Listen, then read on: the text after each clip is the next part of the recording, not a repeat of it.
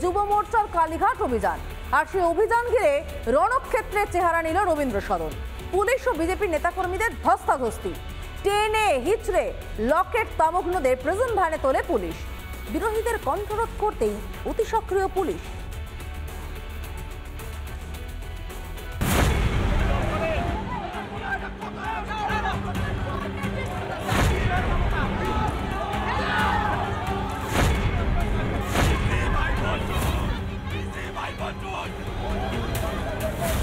Supreme কোর্টে প্রমাণিত এসএসসির দুর্নীতি, বাতিল হয়েছে প্রায় 26,000 চাকরি। রাজ্যের শাসক দলকে দায়ী করে কালীঘাট চলো অভিযানের ডাক দেয় বিজেপির যুব মোর্চা। আর সেই অভিযানকে বানচাল করতেই পুলিশের অতি সক্রিয়তা।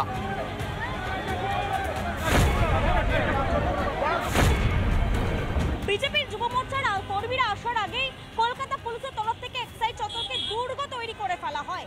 আনা হয় র্যাব, আনা হয় বিশাল পুলিশ ফোর্স, আনা হয় বাহিনী।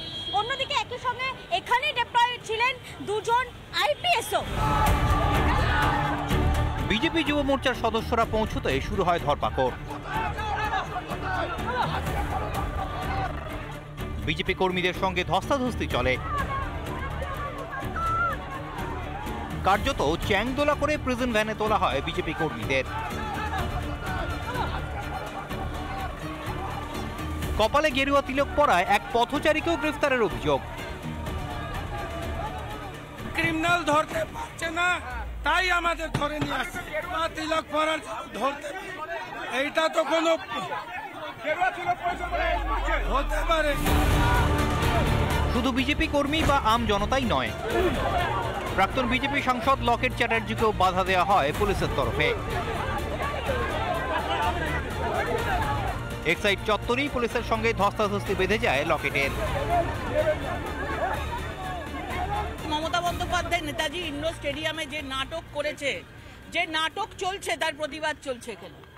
26,000 পরিবারকে হত্যা করা হয়েছে রীতিমতো, তার জন্য দায়ী একমাত্র মমতা বন্দ্যোপাধ্যায়। দফায় দফায় উত্তপ্ত হয়ে ওঠে রবীন্দ্র সদন চত্বর। রাস্তায় বসে বিক্ষোভ দেখান বিজেপি কর্মীরা।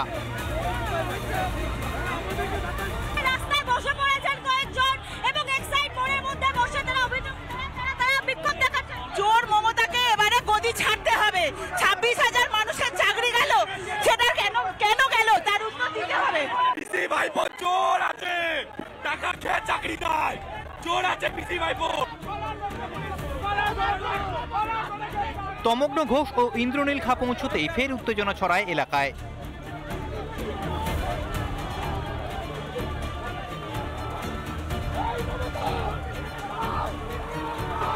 ইন্দ্রনীল খা এবং তমগ্ন ঘোষ তারা উপস্থিত রয়েছেন।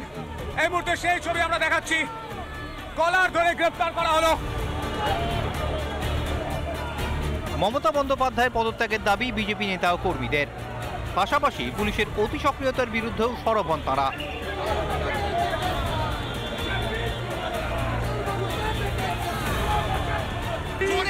না ধরে যারা প্রতিবাদী কণ্ঠ, আমরা প্রতিবাদীদের অ্যারেস্ট করা হচ্ছে।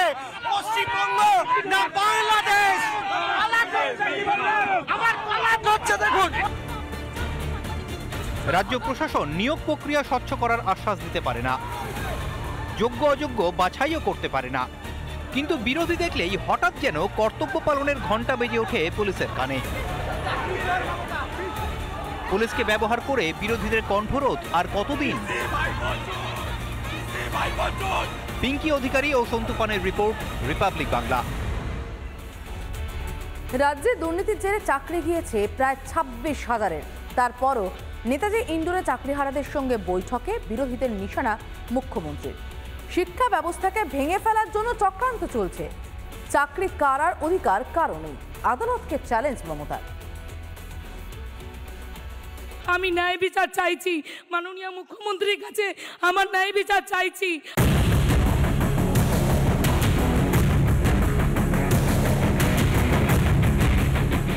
আমি একটা কথা বলতে চাই, আমি বেঁচে থাকাকালীন যোগ্য প্রার্থীদের কারো চাকরি কেড়ে নিতে দেব না। It is my commitment. 26,000 চাকরি বাতিলে তার plan B ready. Netaji indoor স্টেডিয়ামের বৈঠক থেকে চাকরিহারাদের আপাতত সেই পথই বাতলে দিলেন রাজ্যের মুখ্যমন্ত্রী মমতা বন্দ্যোপাধ্যায়। বললেন, যেমন কাজ করছিলেন সেভাবেই কাজ করুন, ভলেন্টিয়ারি সার্ভিস তো চলতেই পারে, কিভাবে আটকাবে? মন্তব্য মমতার। আপনাদের তো কেউ চাকরি টার্মিনেট করেনি এখনো পর্যন্ত, করেছে কি? কোনো নোটিশ পেয়েছেন? আপনার বিরুদ্ধে দুর্নীতি না যদি প্রমাণ করতে পারে তো কি আপনাকে কেউ যেতে বারণ করেছে? যান না, আপনি আপনার কাজ করুন না। আপনার কাজ কে বারণ করেছে? ভলেন্টারিলি সার্ভিস কিন্তু সবাই দিতে পারে, সেখানে কিন্তু আটকাবার কোনো জায়গা নেই কারো। এরই মধ্যে অবশ্য রাজ্যের দুর্নীতির দায় বিরোধীদের ঘাড়ে ফেললেন স্বভাবসিদ্ধ ভঙ্গিতেই। বললেন, শিক্ষা ব্যবস্থাকে ভেঙে ফেলার জন্য চক্রান্ত চলছে। এখানেই শেষ নয়, সরাসরি আদালতকে চ্যালেঞ্জ করে বসলেন। আর একজন প্রধান বিচারপতি সম্পূর্ণভাবে যোগ্য অযোগ্য না দেখে বাতিল করে দিলেন। মনে রাখবেন, আমায় যদি কেউ চ্যালেঞ্জ করে আমি কিন্তু চ্যালেঞ্জটাকে মোকাবিলা করতে জানি। মুখ্যমন্ত্রীর মন ভুলানো কথায় অবশ্য সন্তুষ্ট নন চাকরিহারারা। মুখ্যমন্ত্রীর বক্তব্য যিনি যে আশ্বাস দিলেন, সেই আশ্বাসে কি আপনাদের মন ভুল? না, এখনো পর্যন্ত ওই রকম কোনো চিন্তা ভাবনা নেই। উনি যেটা বলেছেন সেটাকে করে দেখাক, তারপরে আমরা বিশ্বাস করব। আমরা মমতা ব্যানার্জির এই ভাষার কথায় সন্তুষ্ট নই। মুখ্যমন্ত্রীর কথা অ্যাকচুয়ালি আমরা তেমন কিছু বুঝতে পারলাম না, তো আমরা এখনো নিশ্চিন্ত হতে পারলাম না। উনি যদি বলতেন যে কোর্টে যা অর্ডার আছে আমি তোমাদের কাছে ক্ষমা প্রার্থী, আমি কিছু করতে পারছি না, তাহলে আমরা কোথায় যেতাম?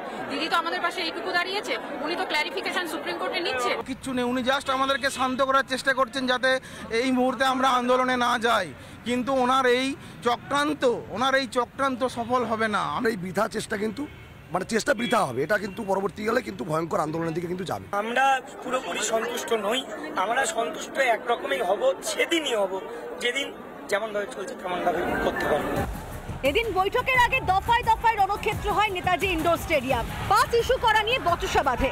চাকরিহারাদের বৈঠকের আগেই তুলকালাম হয় পরিস্থিতি।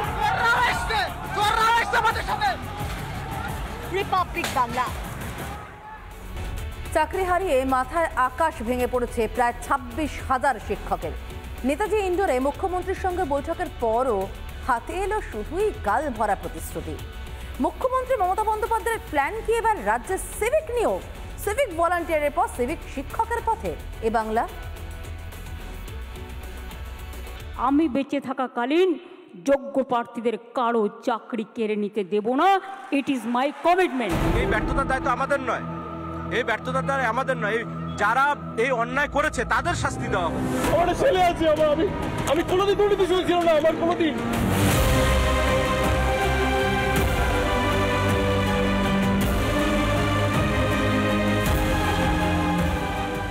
কোনো সুরাহা নয়, নেতাজি ইন্ডোরে দাঁড়িয়ে শুধুই প্রতিশ্রুতির বন্যা রাজ্যের মুখ্যমন্ত্রীর গলায়। 2 মাস সাফার করলে 20 বছর সাফার করতে হবে না, আর ওই 2 মাসও পুষিয়ে দেবো। এটা মনে রাখবেন, আমার জীবনে কথা মানে কথা। আমি যদি কাউকে কথা দিই আমি লাস্ট পর্যন্ত সেই কাজটা করে দেখাই।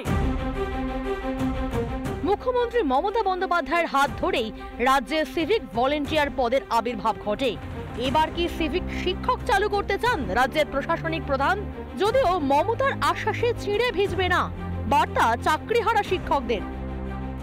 একটা টাইমে তিনি বলেছিলেন যে ভলেন্টারি, এই ওয়ার্ডটা উনি উচ্চারণ করেছিলেন, যে সেটা আমরা একদমই মেনে নিতে পারছি না। কখনই মেনে নেব না। যদি ভলেন্টিয়ার এসে এইভাবে যদি যুক্ত হতে হতো, আমরা আরো আদার্স প্রফেশন ছিল, আমরা আরো অন্য জায়গায় যেতে পারতাম। সিভিক শিক্ষকই মুখ্যমন্ত্রীর প্ল্যান এ থেকে জেড, প্রশ্ন বিরোধী বিজেপির।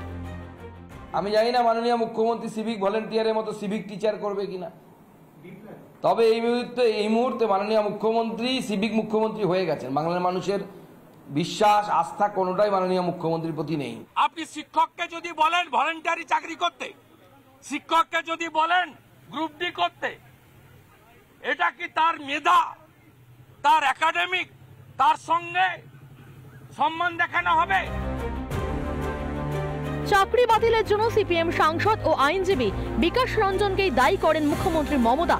মুখ্যমন্ত্রীকেও পাল্টা জবাব বিকাশ রঞ্জনের। Whether Bikash Bhattacharya will be isolated or not politically, why he is cancelling all this list? একটা দুটো কাজ করতে গেলে ভুল হতে পারে। উনি একটা জিনিস প্রমাণ করলেন যে উনি দুর্নীতির বিরুদ্ধে যারা তাদের বাদ দিতে চান, যারা দুর্নীতির পক্ষে তাদের নিয়ে উনি লালন পালন করতে চান। এটা একদম মস্তিষ্ক বিকৃতি না ঘটলে মুখ্যমন্ত্রীর আসনে বসে কে কথা বলতে পারেন। প্রায় 26,000 পরিবারের ভবিষ্যৎ এখন অনিশ্চিত। নেই কোনো সদর্থক পদক্ষেপ। হাজার হাজার চাকরিহারার চোখের জল ঝরছে।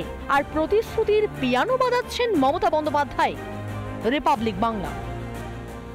নানা ধরনের কন্টেন্ট দেখার জন্য লাইক করুন, শেয়ার করুন আমাদের ফেসবুক পেজ, সাবস্ক্রাইব করুন আমাদের ইউটিউব চ্যানেল। পাশাপাশি অন্যান্য ব্রেকিং নিউজের জন্য অবশ্যই চোখ রাখুন রিপাবলিক বাংলায়।